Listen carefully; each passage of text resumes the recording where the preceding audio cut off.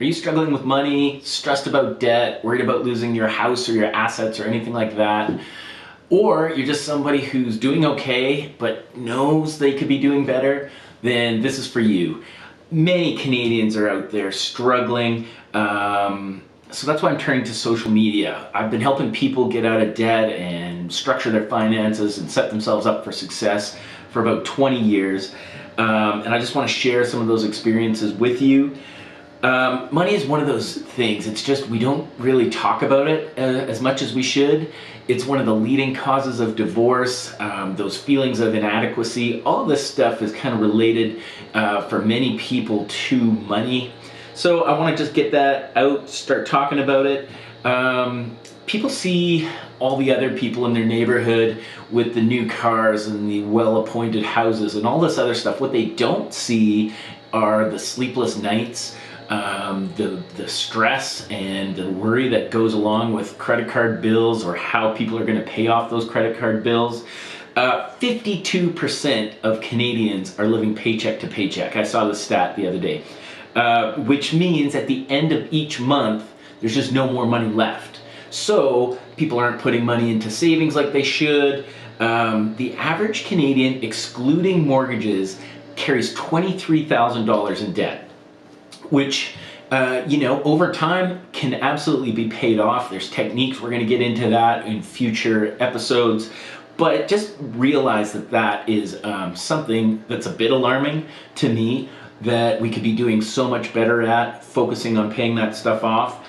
Why do I think I can help with this stuff? My name's Fryzuk, by the way. I'm a licensed insolvency trustee and a chartered insolvency and restructuring professional. So that's my career. Is what I do is I help people get out of debt, restructure their finances, things like that, so that they can just move on, get rid of the stress, focus on their health, focus on the things that really matter, and eventually become super successful. And I love nothing more that when they call me up later and say, thank you so much for helping me get out of debt, here's where I'm at. That's what I want. That's what I want for everybody. So I'm also not like most accountant types. I kind of struggle with this stuff too. I have FOMO. I love spontaneous shopping. I love doing things. So I really have had to struggle with my own finances and making sure that it's in check. And I've had to come up with interesting ways to deal with it so that I can just be myself, do spontaneous things, but I know that I've got that money in my budget for it. And I'm going to tell you sort of what works for me over time, so that we can all just kind of, maybe it helps you out there too, if you're like me where you're not a natural budgeter, where you don't love just counting your money and seeing where it's all going and allocating it and being able to stick to it. I've had a really hard time doing that. So if you're like me, I'll give you some of those tips. Nobody wants to be in debt.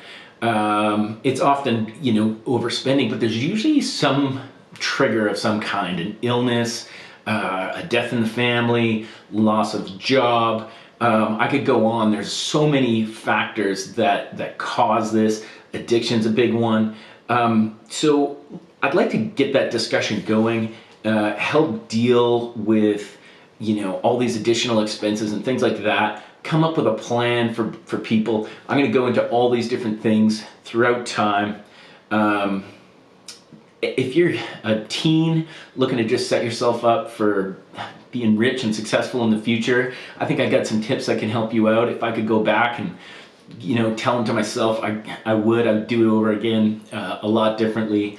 If you're new to the workplace and you're struggling with student debt and you want to figure out how to pay that down and still do some of the things you want.